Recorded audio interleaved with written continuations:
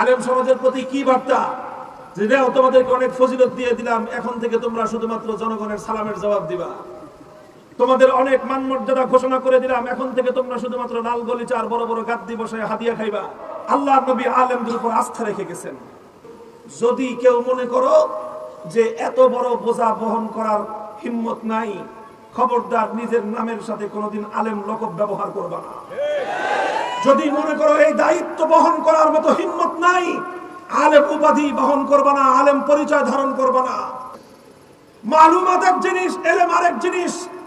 যারা মনে করবে যে না বাপরে বাপ, এই জিম্মাদারি তো অনেক ভয়াবহ জিম্মাদারি, এটা সেই জিম্মাদারি যেই জিম্মাদারি আদায় করতে গিয়ে হযরত ইউনূস আলাইহিস সালামকে মাছের পেটে যেতে হয়েছিল, এটা সেই জিম্মাদারি যেই জিম্মাদারি আদায় করতে গিয়ে হযরত জাকারিয়া আলাইহিস সালামকে দ্বিখণ্ডিত হতে হয়েছিল, এটা সেই জিম্মাদারি যেই জিম্মাদারি আদায় করতে গিয়ে খলিল ইব্রাহিম আলাইহিস সালামকে অগ্নিকুণ্ডে নিক্ষিপ্ত হতে হয়েছিল, এটা সেই জিম্মাদারি যেই জিম্মাদারি আদায় করতে গিয়ে হযরত মুসা আলাইহিস সালাতু ওয়াস সালামকে গোটা উম্মত সহ দেশান্তরিত হতে হয়েছিল, এটা সেই জিম্মাদারি যেই জিম্মাদারি আদায় করতে গিয়ে হযরত ঈসা আলাইহিস সালাতু ওয়াস সালামকে ষড়যন্ত্রকারীদের মাধ্যমে নিজেকে ফাঁসি দেওয়ার মতো, হত্যা করবার মতো ষড়যন্ত্রের মুখোমুখি হতে হয়েছিল, এটা সেই জিম্মাদারি যেই জিম্মাদারি আদায় করতে গিয়ে নবী মুহাম্মদ আরবীকে তায়েফের ময়দানে রক্ত ঝরাতে হয়েছিল, এটা সেই জিম্মাদারি যেই জিম্মাদারি আদায় করতে গিয়ে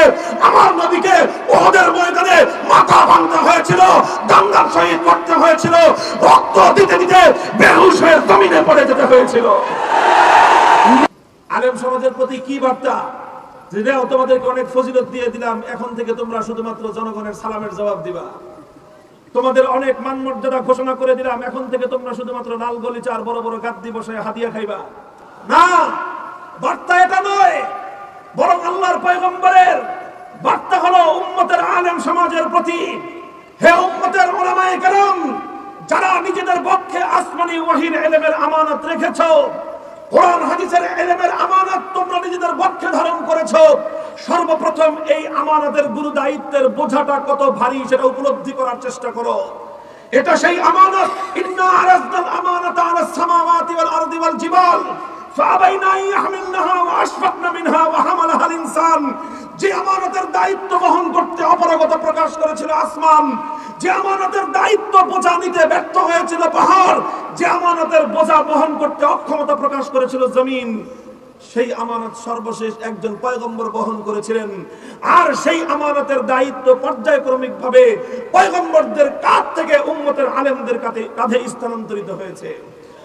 সুতরাং আলেম হওয়া, আলেম লকব ধারণ করা, আলেম পরিচয় ধারণ করা, এটা জগতের আর ৮-১০টা ডিগ্রি ধারণ করার মতো নয়। আলেম হওয়ার অর্থ শুধু অনার্স পাস করা নয়, আলেম হওয়ার অর্থ শুধুমাত্র এমএ পাস করা নয়, আলেম হওয়ার অর্থ শুধুমাত্র শিক্ষাগত একটা ডিগ্রি গ্রহণ করা নয়, আলেম হওয়ার অর্থ শুধুমাত্র শিক্ষাগত যোগ্যতার একটা সার্টিফিকেট আর সনদ হাসিল করা নয়। আলেম হওয়ার অর্থ হলো আদম আলাইহিস সালাম থেকে আখির নবী মুহাম্মদুর রাসূলুল্লাহ সাল্লাল্লাহু আলাইহি ওয়াসাল্লাম পর্যন্ত সমস্ত নবীদের জিম্মাদারি দায়িত্বের জোয়াল কাঁধে তোলা। সুতরাং আমি উসিকুম ওয়া ইয়ায়া, বিশেষ করে নবীন আলেম যারা দাওরা ফারেক হচ্ছ, সন্তান তুল্য হিসেবে তোমাদেরকে বলি, যদি কেউ মনে করো যে এত বড় বোঝা বহন করার হিম্মত নাই, খবরদার নিজের নামের সাথে কোনোদিন আলেম লকব ব্যবহার করবা না। যদি মনে করো এই দায়িত্ব বহন করার মতো হিম্মত নাই, আলেম উপাধি বহন করবা না, আলেম পরিচয় ধারণ করবা না। কোরআন হাদিসের ইলম কিছু মালুমাত হাসিল করেছো, কিছু ইনফরমেশন মুখস্থ করেছো। ইনফরমেশন এক জিনিস, নলেজ ভিন্ন জিনিস। ইনফরমেশন এক জিনিস, নলেজ ভিন্ন জিনিস। মালুমাত এক জিনিস, ইলম আরেক জিনিস। মালুমাত এক জিনিস, ইলম আরেক জিনিস। যারা মনে করবে যে না বাপরে বাপ, এই জিম্মাদারি তো অনেক ভয়াবহ জিম্মাদারি, এটা সেই জিম্মাদারি যেই জিম্মাদারি আদায় করতে গিয়ে হযরত ইউনূস আলাইহিস সালামকে মাছের পেটে যেতে হয়েছিল, এটা সেই জিম্মাদারি যেই জিম্মাদারি আদায় করতে গিয়ে হযরত জাকারিয়া আলাইহিস সালামকে দ্বিখণ্ডিত হতে হয়েছিল।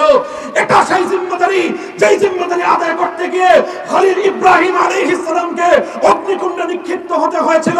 এটা সেই জিম্মাদারি যেই জিম্মাদারি আদায় করতে গিয়ে হযরত মুসা আলাইহিস সালাতু ওয়াস সালামকে গোটা উম্মত সহ দেশান্তরিত হতে হয়েছিল। এটা সেই জিম্মাদারি যেই জিম্মাদারি আদায় করতে গিয়ে হযরত ঈসা আলাইহিস সালাতু ওয়াস সালামকে ষড়যন্ত্রকারীদের মাধ্যমে নিজেকে ফাঁসি দেওয়ার মতো, হত্যা করবার মতো ষড়যন্ত্রের মুখোমুখি হতে হয়েছিল। এটা সেই জিম্মাদারি যেই জিম্মাদারি আদায় করতে গিয়ে নবী মুহাম্মদ আরবীকে তায়েফের ময়দানে রক্ত ঝরাতে হয়েছিল।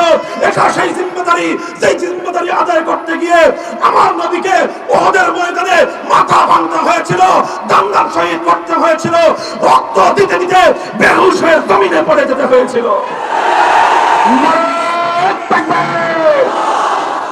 নারে তাকবীর, আল কোরআনের শত্রুরা হুঁশিয়ার সাবধান, উলামায়ে কেরামের শত্রুরা নারে তাকবীর। উলামায়ে কেরামের শত্রুরা হুঁশিয়ার হওয়ার আগে উলামায়ে কেরাম হুঁশিয়ার হন। আমরা যদি হুঁশিয়ার থাকি ইনশাআল্লাহ আল্লাহর নুসরত আমাদের সাথে থাকবেন। আমাদের শত্রুরা আমাদের একটা বাঁকা পশম সোজা করতে পারবে না। এজন্য বলছি আলেম হওয়ার অর্থ কি আগে বুঝেন। আলেম হওয়ার অর্থ হলো মুহাম্মদ আরবীর সেই দায়িত্ব নিজের কাঁধে তুলে নেওয়া, যে দায়িত্ব পালন করতে গিয়ে তিনি তায়েফের ময়দানে রক্ত দিয়েছিলেন, উহুদের ময়দানে মাথা ভেঙেছিলেন। আলেম হওয়ার অর্থ হলো ঈসা আলাইহিস সালামের উত্তরাধিকারের দায়িত্ব নেওয়া, যে দায়িত্ব পালন করতে গেলে আপনার শত্রু আপনাকে ফাঁসি কাস্টে ঝোলাতে পারে। এটা সেই দায়িত্ব যেই দায়িত্ব পালন করতে গিয়ে মুসা আলাইহিস সালামের বিপক্ষে ফিরআউন তার সমস্ত রাজ্য শক্তি নিয়ে উঠে পড়ে লেগেছিল। এটা সেই দায়িত্ব যেই দায়িত্ব পালন করতে গেলে আপনাকে হযরত জাকারিয়া আলাইহিস সালামের মতো দ্বিখণ্ডিত হওয়ার হওয়া রাখতে পারে। এটা সেই দায়িত্ব যেই দায়িত্ব পালন করতে গিয়ে আপনাকে হযরত খলিল ইব্রাহিম আলাইহিস সালামের মতো আগুনের মধ্যে নিক্ষিপ্ত হওয়া লাগতে পারে। যদি বলেন যে হুজুর ভয় লাগে, যে ভয় লাগে, তো ভয় লাগলে তো রাস্তা আগেই বললাম, রাস্তা আগেই বলে দিলাম। নিজে পরিষ্কার করে দিবেন যে ভাই আমি আলেম না, আমি আলেম না, আমি কিছু ইনফরমেশন মুখস্থ করেছি, আমি কোরআন হাদিসের কিছু তথ্য মুখস্থ করেছি, কোরআন হাদিসের কিছু নলেজ আমি শিখেছি, বাট আমি আলেম না। নিজের অবস্থান পরিষ্কার করে দেওয়া উচিত। আল্লাহ পাক উলামায়ে কেরামকে বুঝবার তৌফিক দান করেন। আবারও বলছি, উলামায়ে কেরামের প্রতি বার্তাটা হলো আল্লাহর নবী আলেমদের উপর আস্থা রেখে গেছেন। আল উলামা ওয়ারাসাতুল আম্বিয়া, নবীজি আলেমদের উপর আস্থা রেখে গেছেন। আস্থা রেখে উম্মতকে সান্ত্বনার বাণী শুনিয়েছেন, হে আমার উম্মত, তোমরা হতোদ্যম হও না, তোমরা নিরাশ হও না, তোমরা হতাশ হয়ে পড়ো না, কারণ আমরা নবীরা না থাকলে কি হবে, আলেমরা থাকবে। কাজেই আলেমদের দায়িত্ব আর কর্তব্য এর চেয়ে বেশি ভেঙ্গে বোঝানোর কোনো প্রয়োজন নাই। যারা আলেমদের এই অবস্থানটা না বুঝেন তারা আলেমদের সাথে অযথাই বাগড়া বাড়াতে আসেন। ওনারা মনে করে যে আমরা আলেম হয়ে তো বড় মৌজে আছি, আমরা খুব শান্তিতে আছি, খুব আরামায়েশে আছি। আরে ভাই, আলেম হওয়ার এই দায়িত্ববোধ নিয়ে আলেম হওয়াটা এটা এত মজার জিনিস না, এটা এত মজার জিনিস না। আখেরি পয়গাম তোমাদেরকে শুনিয়ে যাই।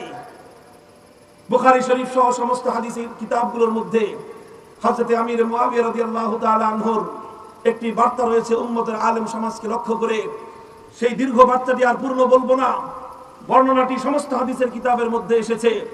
তিনি মদিনা শরীফে এসে দেখলেন মদিনার মধ্যে একটা শরীয়ত গর্হিত কাজ হচ্ছে, মদিনা শরীফের মধ্যে একটা বেশরীয়তি, একটা নাজায়েজ কাজ হচ্ছে। হযরত মুআবিয়া রাদিয়াল্লাহু তাআলা আনহু মদিনার মধ্যে ওই কাজটা হতে দেখে তিনি ফাকাদ আলা মিম্বারি রাসূলিল্লাহ সাল্লাল্লাহু আলাইহি ওয়াসাল্লাম, আল্লাহর নবীর মিম্বরে বসলেন। যেই মিম্বরে বসে আল্লাহর নবী উম্মতকে তিনি বিভিন্ন নির্দেশনা প্রদান করতেন, সেই মিম্বরে বসে হযরত মুআবিয়া রাদিয়াল্লাহু আনহু সর্বপ্রথম প্রশ্ন করলেন, আইনা উলামাউকুম, আইনা উলামাউকুম, হে মদিনাবাসী জবাব দাও, তোমাদের শহরে শরীয়তের বিরুদ্ধে কার্যকলাপ পরিচালিত হচ্ছে, এই জনপদে আল্লাহর হুকুম লঙ্ঘিত হচ্ছে, আলেমরা কোথায়? জবাব চাই। প্রথম জবাব তিনি এটা বলেন নাই মদিনা শরীফের এই শহরের নগর পিতা কোথায়, এই শহরের মেয়র সাহেব কোথায়, এটা জিজ্ঞাসা করেন নাই। তিনি এটা জিজ্ঞাসা করেন নাই যে মদিনার এসপি কোথায়, জিজ্ঞাসা করেন নাই মদিনার ডিসি কোথায়। বলবেন যে হুজুর এসপি ডিসি ছিল কিনা, আরে ভাই এই পরিভাষা না থাকতে পারে, কিন্তু গভর্নর বর্তমান সময়ের একজন ওসি, একজন ডিসি, এসপি এবং মেয়র মিলে যা কাজ করে, ইসলামী খেলাফতের যুগে একজন গভর্নরের ক্ষমতা এবং দায়িত্বের অনেক বেশি থাকতো। মদিনা শরীফে গভর্নর ছিল, হযরত মুআবিয়া এটা জিজ্ঞাসা করেননি মদিনার গভর্নর কোথায়, মদিনা আইন শৃঙ্খলা রক্ষাকারী বাহিনীর সদস্য কোথায়। তিনি সর্বপ্রথম প্রশ্ন করেছেন আইনা উলামাউকুম, আল্লাহর বিধান লঙ্ঘিত হচ্ছে, আলেমরা কোথায়।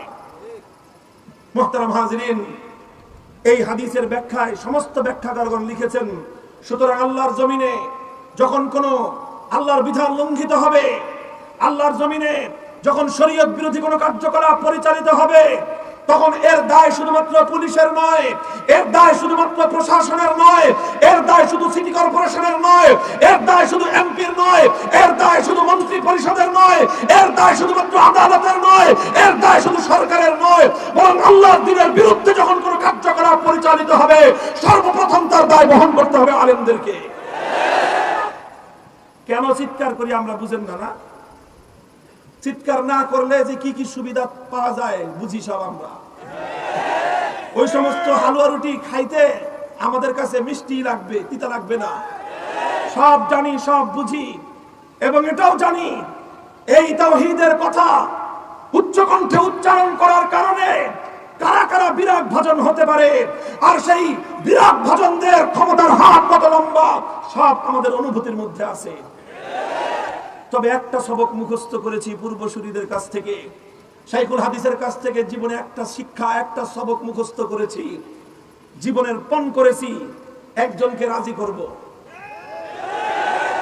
আরশওয়ালাকে, আসমানওয়ালাকে রাজি করব, আল্লাহ এবং তার রাসূলের স্যাটিসফ্যাকশন চাইবো। আল্লাহকে রাজি করে আল্লাহর রাসূলের সন্তুষ্টি অর্জন করার পর যারা যারা খুশি, ওয়েলকাম। আর আল্লাহকে রাজি করার পর অন্য কেউ যদি বেজার থাকে, তাহলে অন্য কাউকে খুশি করতে গিয়ে, অন্য কাউকে রাজি করতে গিয়ে আরশের মালিক আল্লাহকে নারাজ করতে পারবো না।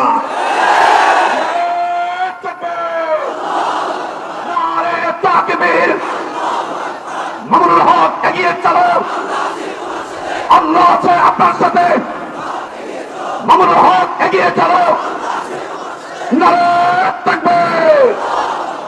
সুতরাং আমাদের পয়গাম পরিষ্কার, ইসলাম বিরোধী কোন কার্যকলাপ যখন হবে, আল্লাহর কোরআনের কোন বিধান যখন লঙ্ঘিত হবে, ইসলামী শরীয়তের মর্যাদা যখন কলঙ্কিত হবে, সারা দুনিয়ার দিকে থাকতে পারে, দুনিয়ার সমস্ত লোভ লালসা আমার পায়ের উপর এসে স্তূপাকৃত হতে পারে, দুনিয়ার সমস্ত ভয় ভীতি এসে আমার গর্দানের উপর উন্মুক্ত তরবারি ধারণ করতে পারে, কিন্তু আল্লাহর দ্বীনের ইজ্জতের হেফাজতের জন্য আমার কণ্ঠ রুদ্ধ করতে পারবে না।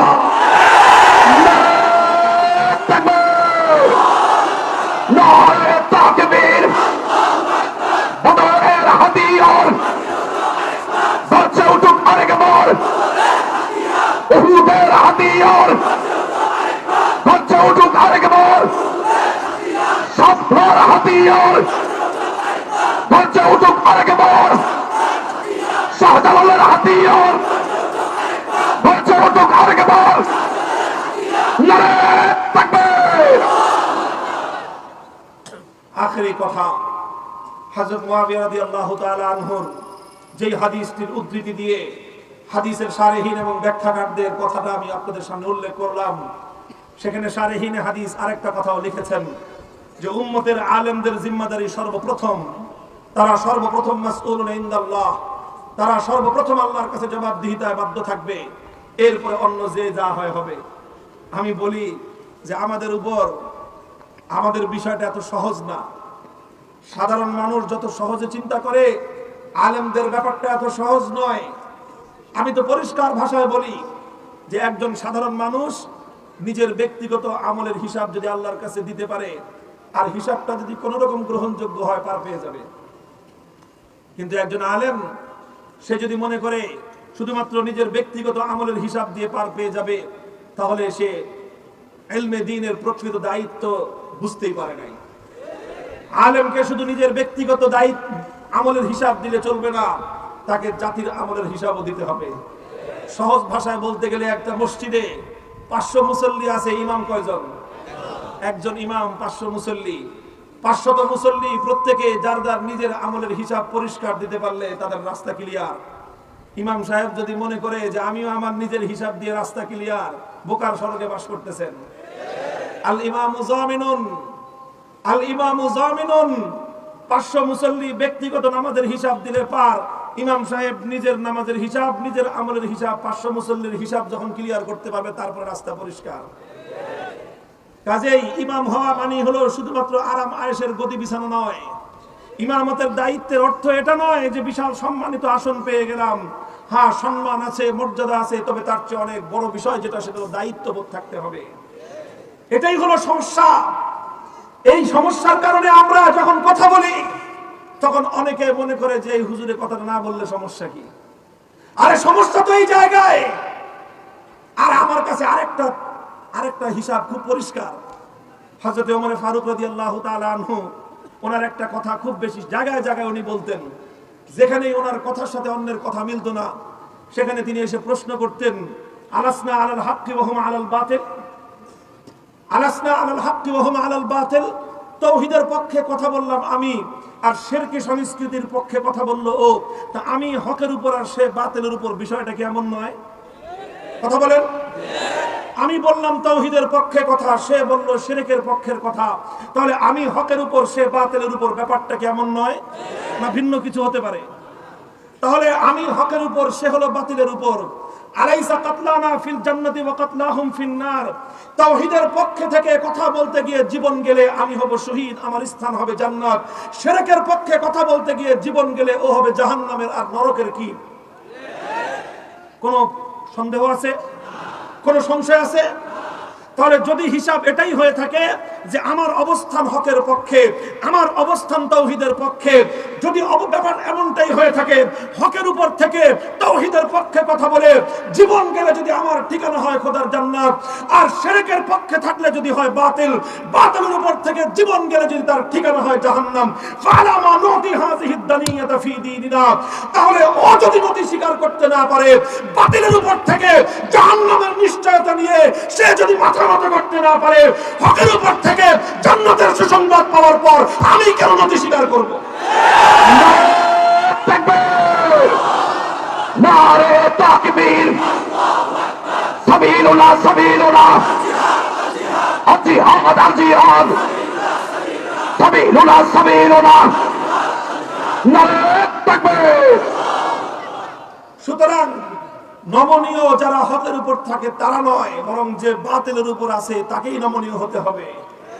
মৃত্যুর পরে যার জন্য জান্নাতের নিশ্চয়তা, সে কেন নমনীয় হবে? মরলে যার জাহান্নামে যাওয়ার আশঙ্কা, তাকেই নমনীয় হতে হবে। হে উম্মতে মুহাম্মাদিয়ার আলেম সমাজ, এভাবে নিজেদের দায়িত্ববোধ থেকে তোমরা গর্জে উঠো। নিজেদের দায়িত্ববোধ থেকে পক্ষের মধ্যে আমানতের জিম্মাদারি অনুভব করো। আর এভাবেই গোটা উম্মতে মুহাম্মাদিয়ার দরদ নিয়ে, জিম্মাদারি নিয়ে ময়দানে অবতীর্ণ হও। ইনশাআল্লাহ চূড়ান্ত বিজয়ের মালা তোমাদের গলায় উঠবে। নারে তাকবীর। বাবুনগরীর হাতিয়ার, মামুনুল হকের হাতিয়ার, নারে তাকবীর।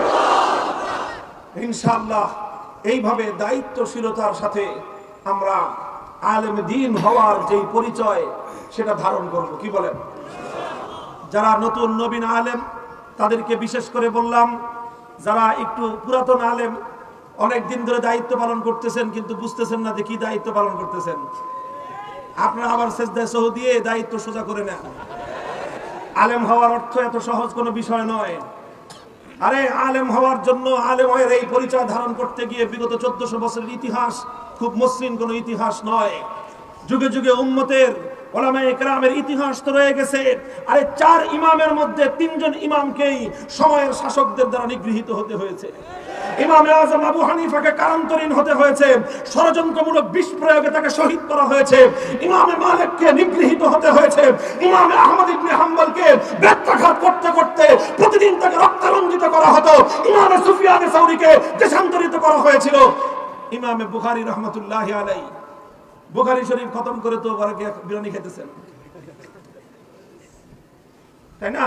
মাশাআল্লাহ, আমিও খেয়ে আসছি। বুখারী শরীফ শুধু বিরিয়ানি খাওয়ার খতম, শুধু বিরিয়ানি খাওয়ার খতম। ইমাম বুখারী রাহমাতুল্লাহি আলাইহির জিন্দেগি কি? ইমামে বুখারী রাহমাতুল্লাহি আলাইহির কাছ থেকে ওনার বুখারী শরীফ পড়বার জন্য 90,000 ছাত্র ওনার দরসে বসতো। 90,000 সরাসরি ইমাম বুখারীর থেকে ওনার হাদিসের কিতাব পড়েছে।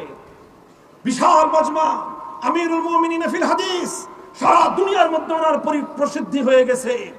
ওনাকে মুকুটহীন সম্রাট বলা হয়। মাথার মধ্যে কোনো মুকুট না থাকতে পারে, কিন্তু সময়ের শাসকের চেয়ে লক্ষ কোটি গুণ বেশি মর্যাদা ইমাম বুখারীর। 90,000 ছাত্র যার কথা শোনার জন্য অধীর আগ্রহে অপেক্ষা করে, তার চেয়ে বড় সিংহাসন আর রাজত্ব কার হাতে থাকতে পারে? সময়ের শাসকের মনের মধ্যে হিংসার আগুন জ্বলে উঠলো। ক্ষমতা আমার হাতে, রাজ্য আমার হাতে, পুলিশ আমার হাতে, সব আমার হাতে, কিন্তু আমার কথা শোনার জন্য তো এইভাবে 90,000 না 90টা মানুষও আসে না। ইমাম বুখারীর প্রতি তার বিতচ্ছে ঈর্ষাপরায়ণ হয়ে উঠল। ইমাম বুখারীকে সে অর্ডার করলো, নির্দেশ জারি করলো যে আপনার এই কিতাবটা তো সবাই পড়তেছে, আপনি এক কাজ করবেন, আগামীকালকে থেকে আমার সন্তানরা আপনার কাছে বুখারী শরীফ পড়বে। তো ওরা তো সাধারণ জনগণ মাঠে ময়দানে থাকে, আর মাঠে ময়দানে এসে আপনার কাছে পড়াশোনা করে। যেহেতু রাজপুত্ররা পড়বে, সুতরাং আপনি রাজ দরবারে এসে আমার সন্তানদেরকে পড়ায় দিয়ে যাবেন। শাসক চাইল ইমাম বুখারীকে তার ঘরের টিউটর বানাইতে। মনে করলো ঘরের টিউটর বানাবে ইমাম বুখারীকে, যে ঘরে এসে পড়ায় দিয়ে যাবে, যাওয়ার সময় হুজুরকে 1 কাপ চা হাদিয়া খাওয়ায় দিবে, আর মাস শেষে কিছু বেতন পকেটে ভরে দিবে। তাই তো হুজুরে কিনে ফেললো। ইমাম বুখারী রাহমাতুল্লাহি আলাইহি বললেন, আমার কাছ থেকে হাদিস শিখবে আপনার সন্তান। যদি হাদিস শিখতে হয় তাহলে আমি হাদিস নিয়ে আপনার বাড়িতে যাব না।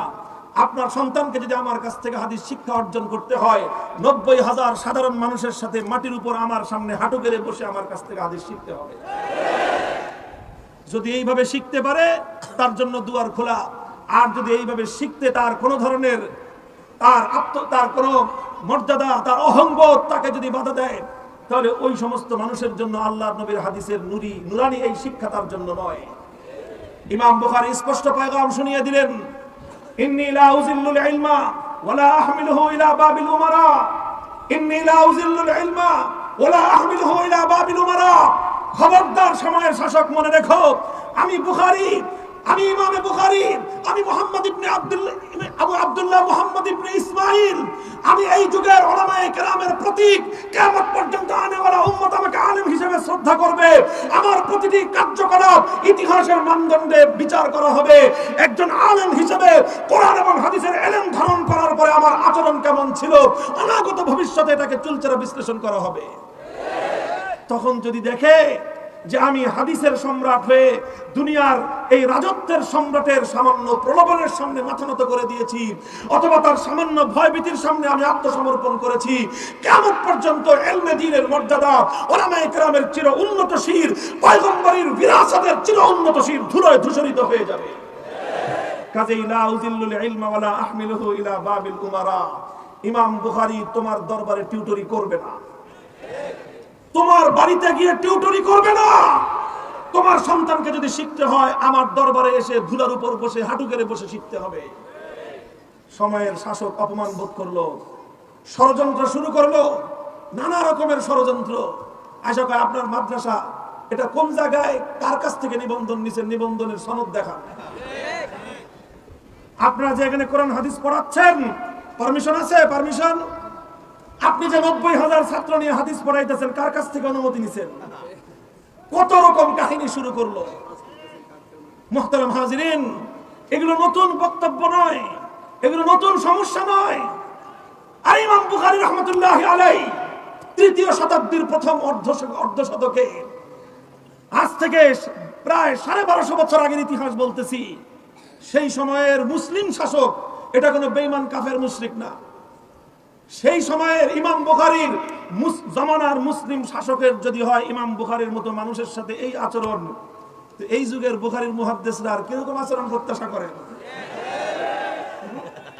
আপনারা মনে করছেন সবসময় আপনাদের জন্য শুধুমাত্র লাল গালিচা বিছানো থাকবে, আর শুধুমাত্র আপনাদের জন্য সবাই দর্শের পরে হাদিয়া তোহফা নিয়ে মুসাফা করার জন্য লাইন ধরে দাঁড়ায় থাকবে, শুধুমাত্র আপনাদের জন্য ওই লাল গোলাপের পাপড়ি ছিটাই আপনাদেরকে সংবর্ধনা জানানো হবে। হ্যাঁ, ওটাও জানানো হবে, আবার মুদ্রার অপর পিঠে এটাও থাকবে, এটাও থাকবে যদি আপনি হক এবং হাক্কানিয়াতের উপর থেকে থাকেন। এতটাই উত্তক্ত করলো ইমাম বুখারীকে, এতটাই উত্তক্ত করলো ইমাম বুখারীকে, ইমাম বুখারী ওই জায়গায় তিনি তার মাদ্রাসা আর চালাতে পারলেন না। ইমাম বুখারী মাদ্রাসা বন্ধ করে দিলেন, যে ইলমে দ্বীনকে অপমান করব না, মাদ্রাসা বন্ধ হয়ে যাক, মাদ্রাসা বন্ধ হয়ে যাক। আমার ওই মাদ্রাসা চালানো আমার জিম্মেদারি নয়, বরং তার চেয়ে বড় জিম্মেদারি হলো আসমানি ওয়াহির ইলমের গৌরব রক্ষা করা। ইমাম বুখারী বুখারা ছাড়লেন, শহর ছাড়লেন, শহর ছেড়ে চলে গেলেন অজানার পথে। কোন এক গ্রাম, অখ্যাত এক গ্রাম, খরতাং নামক গ্রাম, সেই গ্রামে চলে গেলেন যেখানে কোনো আধুনিক ফ্যাসিলিটিস নাই, সুযোগ সুবিধা নাই, নিভৃত এক পল্লী। এতটাই তিনি সংকীর্ণ হয়েছিলেন, সময়ের শাসকের এই অসদাচরণে ইমাম বুখারী হৃদয়ে এতটাই রক্তক্ষরণ হয়েছিল, আরশের মালিকের দরবারে ফরিয়াদ করলেন, আল্লাহুম্মা ইন্নাল আরদা কাদ দাকাত আলাইয়া বিমা রাহবাত ফাকবিজনি ইলাইক। ওগো আল্লাহ, যেই জামানায়, যেই সময়ে, যেই শাসকের যুগে তোমার নবীর হাদিসের আমানত বক্ষে ধারণ করে এমন নিগৃহীত হতে হয়, এমন জুলুমের শিকার হওয়া লাগে, এই জমিনে আমি আর থাকতে চাই না, তোমার প্রিয় পাত্র হয়ে তোমার কাছে চলে যেতে চাই। আল্লাহ রাব্বুল আলামিন যখন দেখলেন যে ইমাম বুখারী তিনি যতটুকু বুখারী শরীফ পড়ানোর দরকার পড়ানো শেষ, কিয়ামত পর্যন্তের জন্য তার মাধ্যমে ইলম এবং আলেমদের শান মর্যাদা বুলন্দ হয়েছে, আল্লাহ বললেন তোমার আর দুনিয়াতে থাকার দরকার নাই, তুমি আমার কাছে চলে আসো। আল্লাহ পাক রব্বুল আলামিন ইমাম বুখারীকে নিয়ে গেলেন। বুখারীর কবর বুখারায় নয়, বুখারীর কবর সামারকান্দে নয়, বুখারীর কবর বড় কোনো রাজধানীতে নয়, বড় কোনো নামি দামি শহরে নয়, ইমামে বুখারীর কবর হয়েছে সেই খরতাং নামক গ্রামে। ইতিহাস বলে ইমাম বুখারী বুখারা থেকে চলে যাওয়ার কারণে ইমাম বুখারী কলঙ্কিত হননি, বুখারা শহর বঞ্চিত হয়েছে। ইমাম বুখারী শহর ছাড়বার কারণে ইমাম বুখারী বঞ্চিত হননি, বরং ইমাম বুখারীর মতো মানুষকে বক্ষে ধারণ করতে ব্যর্থ হয়ে বুখারা শহর এবং রাজ্য ব্যর্থ হয়েছে। হে উলামায়ে কেরাম, নিজেদেরকে এভাবে গড়ো, এভাবে নিজেদেরকে মুস্তাগনি বানাও। আমি আর তুমি যদি আজ এভাবে আমরা নিজেদেরকে প্রস্তুত করতে পারি, আল্লাহ পাক রব্বুল আলামিন আমাদের থেকে, তোমাদের থেকে ইমাম বুখারীর মতো এত কঠিন পরীক্ষা নেবেন না, এত কঠিন পরীক্ষা নেবেন না। আল্লাহ পাক গায়েবী মদদ নাজিল করবেন ইনশাআল্লাহ। কি হয়েছে? সেই শাসকের নামও আজ ইতিহাসে আছে, ইমাম বুখারীর নামও আজও ইতিহাসে আছে। সেই শাসকের কবরও পৃথিবীতে আছে, ইমামে বুখারীর কবরও পৃথিবীতে টিকে আছে। ইমামে বুখারীকে যখন দাফন করা হলো, আল্লাহ পাক রব্বুল আলামিন সেই কবর থেকে এমন সুবাস ছড়ালেন, সেই সুবাসে মোহিত হয়ে সারা দুনিয়া থেকে মানুষ আজও পর্যন্ত বুখারীর কবরের পাশে ছুটে যায়। মুহতারাম হাজিরিন, এটা হলো ইলম, এবং এটাই হলো ইলমের গৌরব বোধ, এটাই হলো ইলমের আত্মমর্যাদা বোধ। আমি সময়ের আলেমদের কাছে একটাই নগণ্য আপনাদের একজন ভাই হিসেবে এই আহ্বানটা করব, ইলম এবং আহলে ইলমদের গৌরব কোনোদিন কোন দুনিয়াদারদের সামনে নত করবেন না, নত করবেন না, বরং নিজে ইলম এবং ইলমে দ্বীনের এই গৌরব, ইলমে দ্বীনের দায়িত্ব মাথা উঁচু করে যতদিন পালন করা যায় মাথা উঁচু করে পালন করবেন। মাথা উঁচু করে যেদিন পালন করতে না পারবেন, সুফিয়ানে সাউরীর সুন্নাত হলো দেশ ছেড়ে চলে যাও, বুখারীর সুন্নাত দেশ ছেড়ে চলে যাও, শাইখুল হিন্দের সুন্নাত হলো মালদার আন্দামান দ্বীপে কারারুদ্ধ হও, শাইখুল ইসলাম হোসেন আহমদ মাদানীর সুন্নাত হলো অন্ধকার কারা প্রকোষ্ঠে নিক্ষিপ্ত হও, শাইখুল হাদিস আল্লামা আজিজুল হকের আদর্শ হলো কারান্তরিত হও।